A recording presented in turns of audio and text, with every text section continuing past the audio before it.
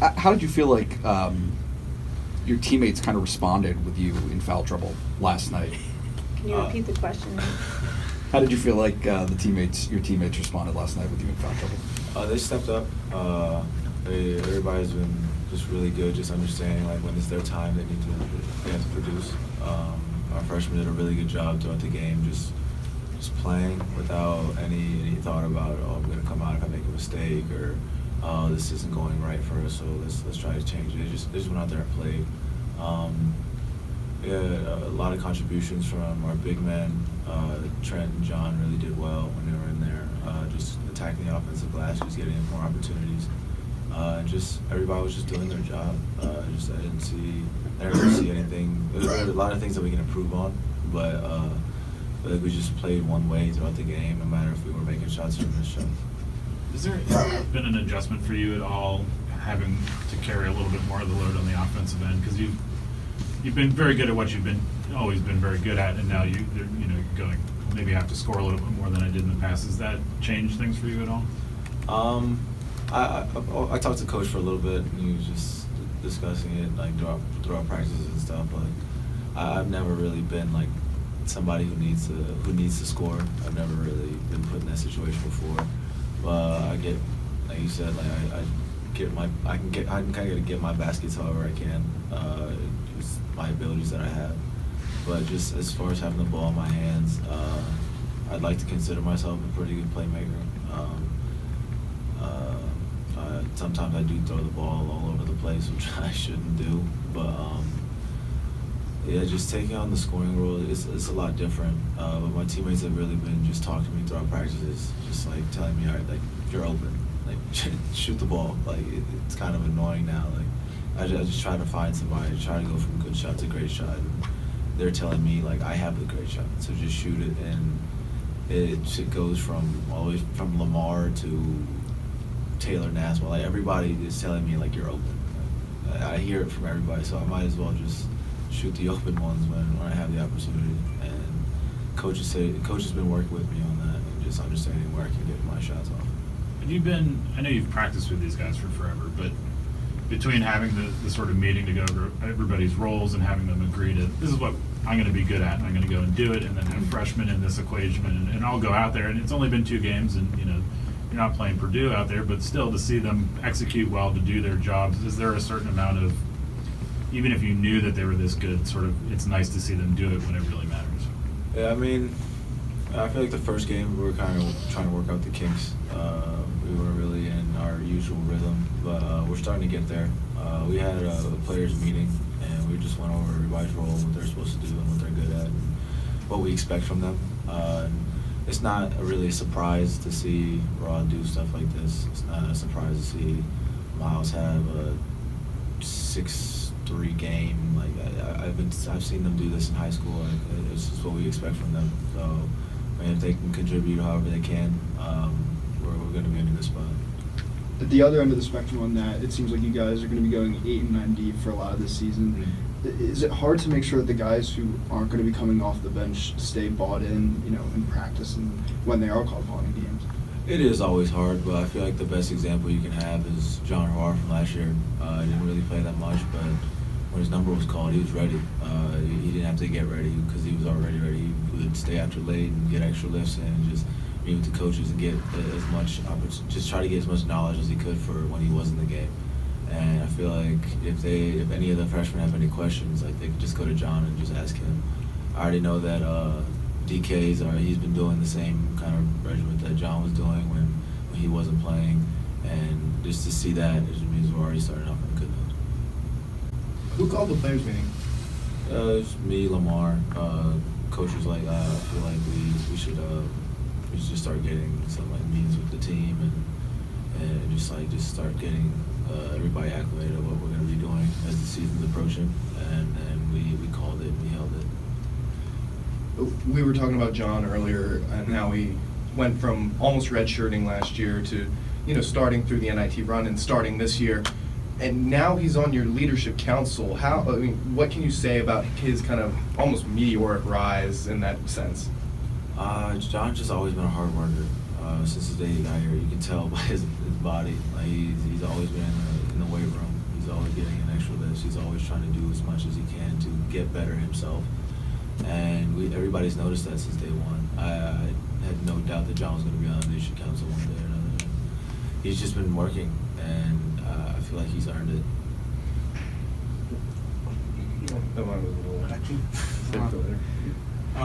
Pat mentioned earlier that there's a lot of tape of you that he's going to use, down the line in the future with your defensive ability. What is maybe some of the things now that on the defensive end that you're trying to instill into some of the younger players and the freshmen? I feel like it started with the North Florida game. We weren't really in a rhythm, and I feel like I had to take it upon myself to get everybody going in the first half. Just the intensity that you have to play with, just understanding like the cuts the other team is going to have, understanding like when to pick and choose, like what type of jumps you're going to take or chances, or just understanding you need to finish out plays and not let other teams get offensive rebounds and stuff like that. We need to be able to. Well, I've been trying to tell them, like, we're going to need you to play defense. We're going to need all five to play defense. We're going to need the people coming off the bench to play defense. That's our foundation. That's what we're built off of. So once we get that started now, it's going to be easier to go down. Coach mentioned after the North Florida game that, great crowd, a lot of energy, home opener. And then last night on a Monday, crappy weather out, not quite as many people there. Do you have to generate your own energy in situations like that? I feel like the team we have, just the personalities we have, I feel like we can generate as much energy as we can. Like, just having, like, Rozier just randomly just start screaming rap lyrics in a huddle, like before games, we'll get hype off of that, and having somebody like Jamari Wheeler, like he's just instant energy. Like we can generate our own energy. I know the crowd wasn't as big as it was the first day, but I mean it happens sometimes.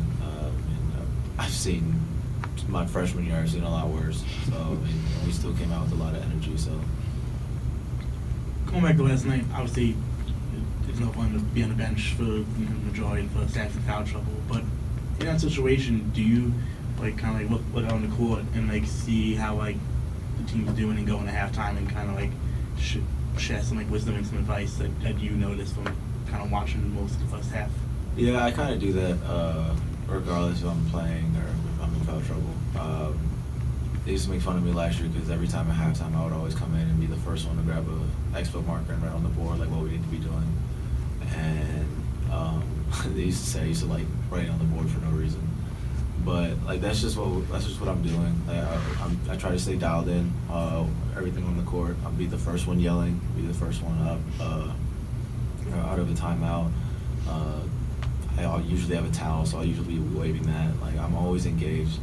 And then at halftime, we just all talk about what we need to be doing, what we see is open, what could work, and then coaches come in and do their part. I know you guys are really focused on yourselves, and then obviously DePaul on Thursday, but it's hard to imagine that you're not looking forward to going down to Mexico next week. Is there anything specific you're looking forward to? I know it's a business trip, but... I feel like the weather, it kind of got a little gloomier, so it's going to be nice to see some sun. Miles was just asking me if you should bring some shades. I was like, that's on you. That's your decision. But I feel like we're just ready to play, no matter where we are. Cold, bad weather, warm weather, raining, snow, it doesn't really matter. We're just ready to play. Is there anything different about these early season tournaments that you have to prepare for, playing not necessarily back-to-back games this time, but just not knowing which team you're going to face next and stuff like that? I feel like it's harder on the coaches to understand who we're going to be doing scout for or scout on, and who the matchups are, because they're going to have to be watching twice as much film because they don't know who we're going to be playing. I feel like they got a good lesson or a good crack at it last year during Big Ten and NIT, where we had to just go back to back and understand who we're going to play and the scouts for that. So I feel like the coaches are going to be good.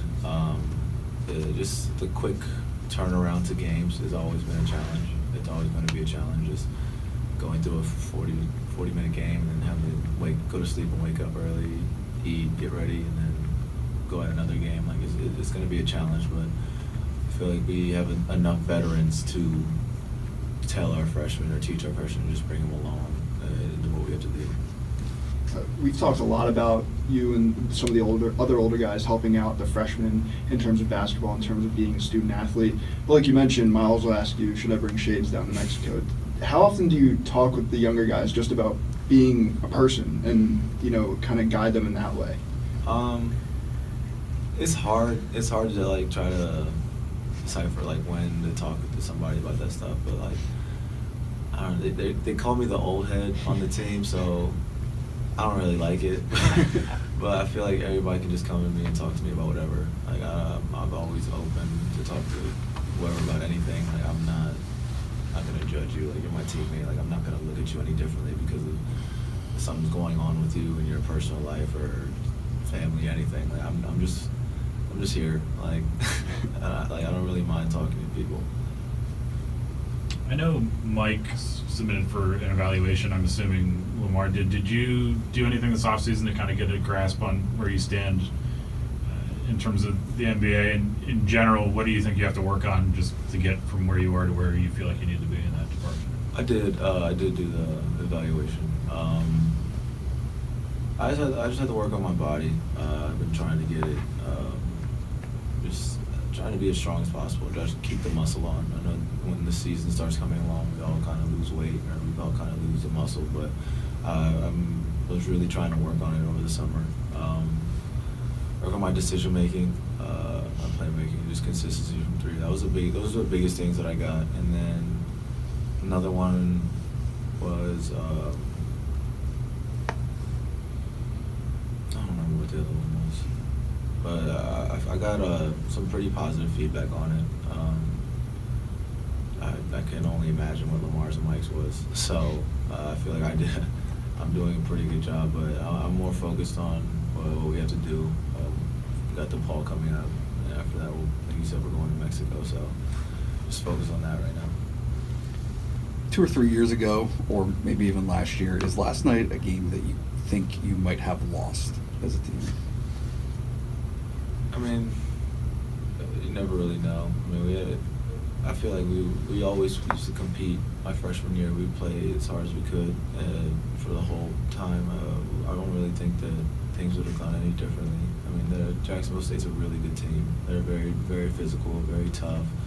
They're going to try to get in your heads a little bit. They're very talented as well, and they all understand what they can do and just understand each other and how to get them open. But I feel like just the game plan's never really changed with the teams that we've had. We had a lot of height my freshman year with BT, Donovan Jack, and Jordan Dickerson. And we're a little bit more athletic now, so I feel like that would kind of like offset it. But we just play the same way. That really hasn't changed. Is there a difference, though, maybe between competing and having the confidence to win a game like that when things aren't necessarily everything's going your way? Yeah, I remember freshman year we had a couple games where things weren't going our way, but Coach always has been preaching defense and rebound. Like that's our foundation, that's our staple, that's what we pride ourselves on. And like I said, that really hasn't changed.